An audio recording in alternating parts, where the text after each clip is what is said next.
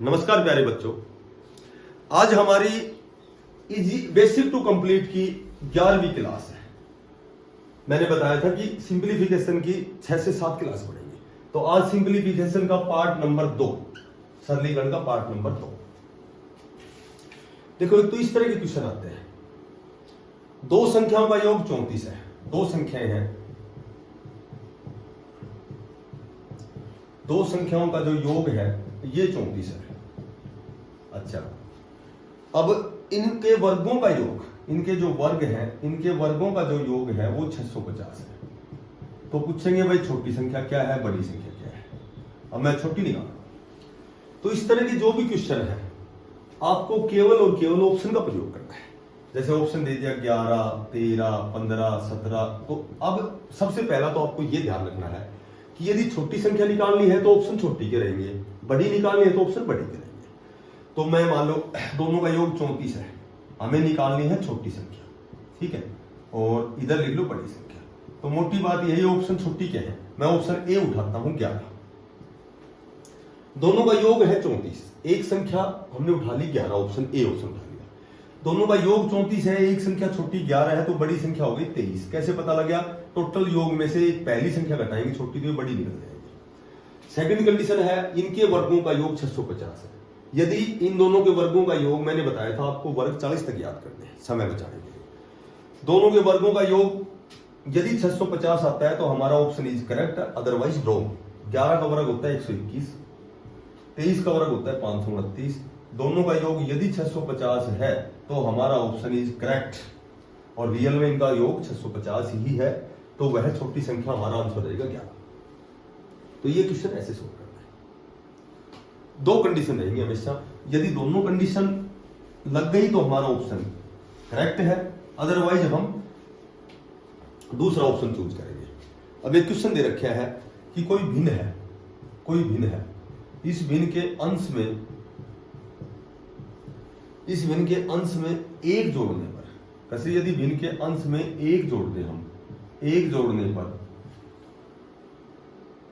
1/2 हो जाती है, ठीक है, ये है कंडीशन नंबर 1। और कैसे यदि उस भिन्न के हर में, क्योंकि ऊपर अंश होता है और नीचे होता है हर, यदि उसके हर में एक जोड़ दिया जाए, एक जोड़ दें, तो वह 1/3 हो जाती है। 1/3 हो जाती है, तो वह भिन्न क्या है, भिन्न बताइए।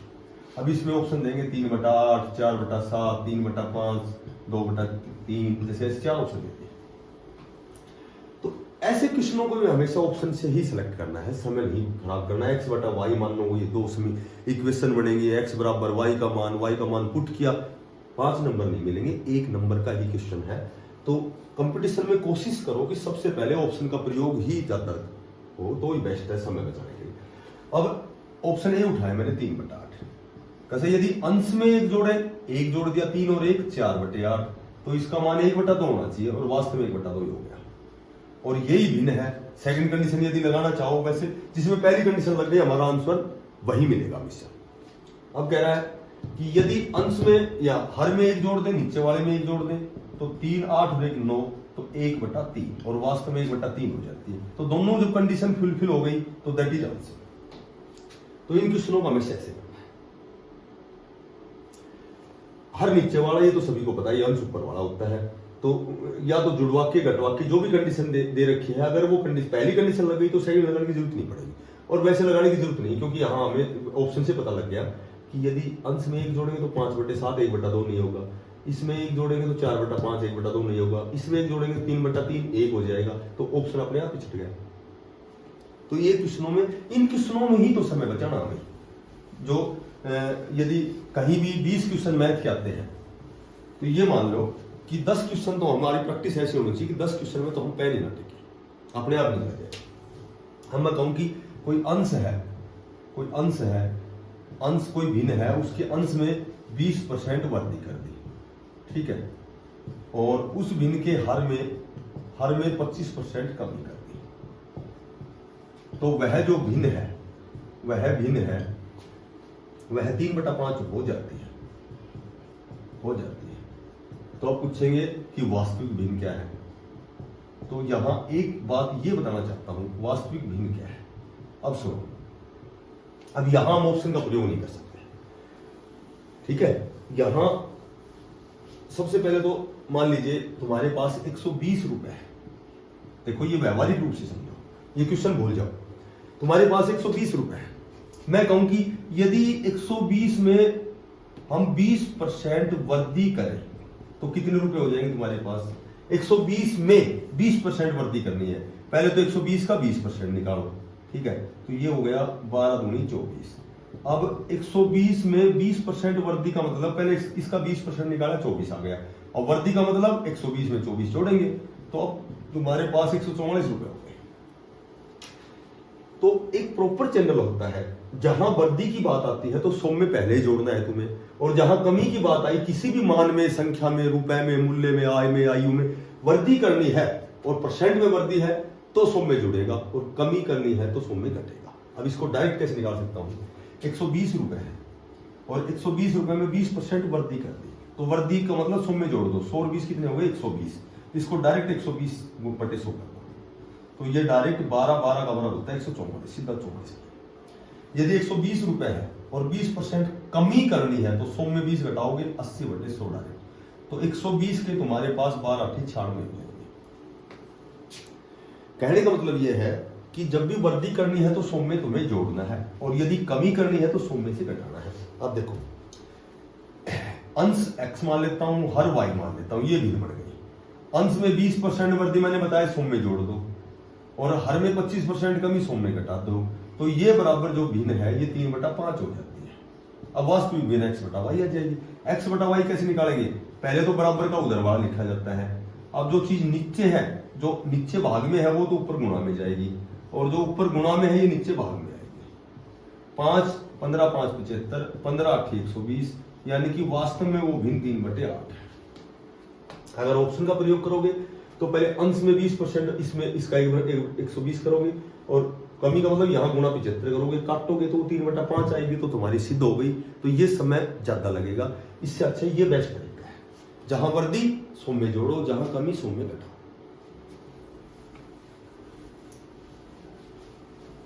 एक इस तरह का क्वेश्चन आता है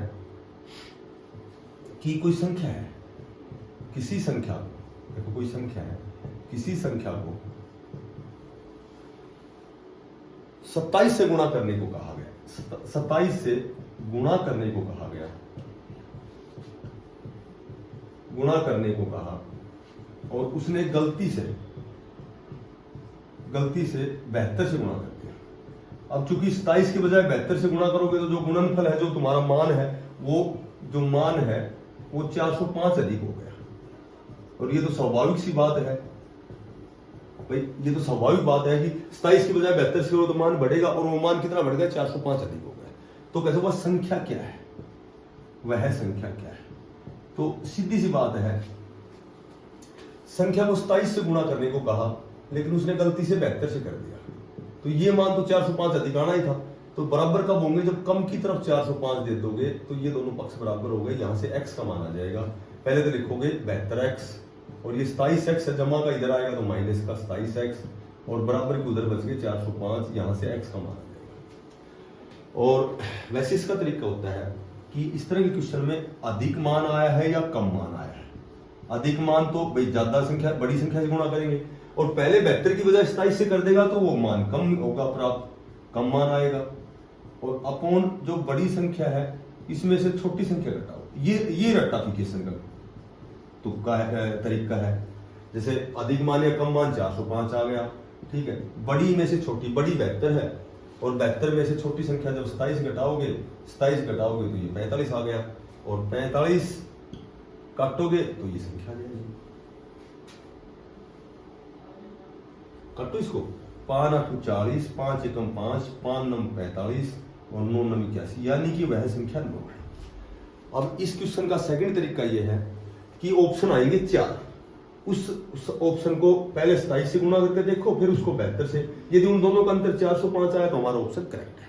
जैसे यही एक क्वेश्चन आ जाए कि किसी संख्या को मैं कहूं कि 7/8 से गुणा करने को कहा गया, लेकिन उसने गलती से 7/8 से गुणा की बजाय से भाग कर दिया, ठीक है, भाग कर दिया। तो अब जो उसका मान है, भाग करेगा तो उसका मान है, जो वास्तविक जो उत्तर है उससे 15 अधिक है, 15 अधिक है। तो देखो ये उत्तर है, जैसे ये क्वेश्चन है 7/8 से गुणा करने को कहा गया और गलती से उसने भाग कर दिया। मान लो कोई संख्या है उसको 7/8 से गुणा करने को आ गया, लेकिन उसने संख्या को 7/8 से भाग कर दिया। अब मैंने बताया था कि ये मान तो आया है हमारा 7x/8, ठीक है, और गुणा वाली जो भिन्न होती है, गुणा इसको भाग वाली को गुणा करके ऊपर नीचे कर देते हैं। ये मान आ गया हमारा 8x/7। तो 8 में 7 का भाग देंगे तो 1 पॉइंट कुछ ये बड़ी भिन्न है, और इसमें अंश छोटा है तो पहले पॉइंट लग जाएगा, 1 से छोटा रह जाएगा, ये 1 से बड़ा जाएगा। तो ये बड़ा है ना, तो यहां से लगा सकते हो कि अधिक मान या कम मान हो गया 15, बड़ी संख्या हो गई 8/7 और छोटी हो गई 7/8। इसको सोल्व करोगे 8 7 56, 8 8 64, 7 7 49। तो 49 में 50 और 14 यानी कि 15, ये आ गया 15/56।